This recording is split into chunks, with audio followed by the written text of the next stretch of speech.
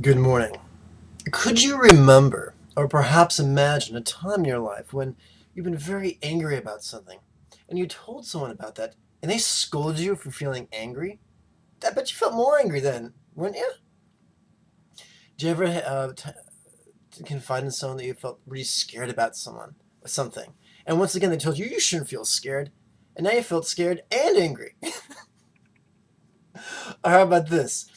You're confiding in a friend that some guy over there was really cruel to you, and all of a sudden your friend starts justifying, minimizing, and rationalizing all the things that guy did. You're going to feel more defensive and more angry or more hurt at what happened. That's common. We're designed to be that way. If we ever find ourselves in a situation where someone's confiding in us, the worst thing we can do is justify, minimize, or rationalize the person they have issue with or that person's behaviors. The worst thing we can do is tell them what to feel, tell them to forgive. If we tell them to forgive, they'll be half as likely to forgive. If we tell them not to be scared, they'll be twice as scared. If we tell them not to be angry, their head will explode. And no one wants that. So what to do? What we get to do is courageously, as Bodhisattva warriors, share the burden of their uncomfortable emotions. When someone is confiding in you, mirror their body language.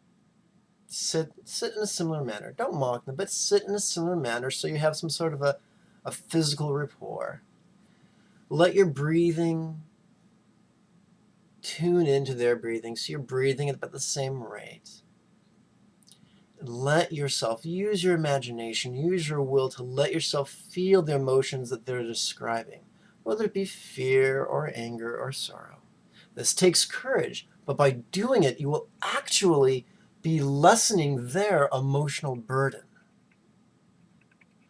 A fantastic example of this can be seen in the movie, I guess it's about 10 years old. It was called Rising Sun. You can rent it on Netflix or something like that.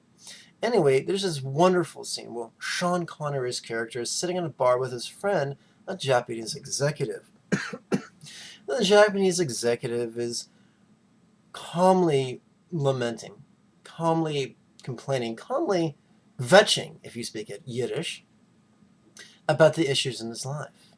And Sean Connery's character just listens and allows himself to feel vulnerable and to share that person's burden, to agree with him that, yes, that is horrible. Yes, that does suck. Oh, that is dreadful. To really be in harmony, not in a very subtle sense. And you could actually see as that conversation elapsed. At one point, the executive stopped talking and just faced forward at the bar. And Sean Connery's character did the same thing. He was just modeled his behavior, started breathing the same way, and within a few moments, a complete state shift had occurred in the Wani executive. Now, doing this really requires compassion because we're putting ourselves in a very vulnerable state. Most of us don't want to feel our own negative emotions, let alone someone else's.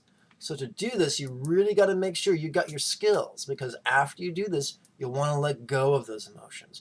You want to rapidly use the power of devotion and the power of questions and the power of mantra to convert those painful emotions into compassion and into the wisdom of letting go. Now, this can be learned fairly quickly, typically within the first 3 to 5 weekly webinar lessons. Have fun with this, play this. Remember, our job's not to scold, our job is to support. May you and yours be healthy and happy as you traverse the Bodhisattva's path to enlightenment, the path of compassion, the path of courage, and the path of love. Om Mani Padme Hum.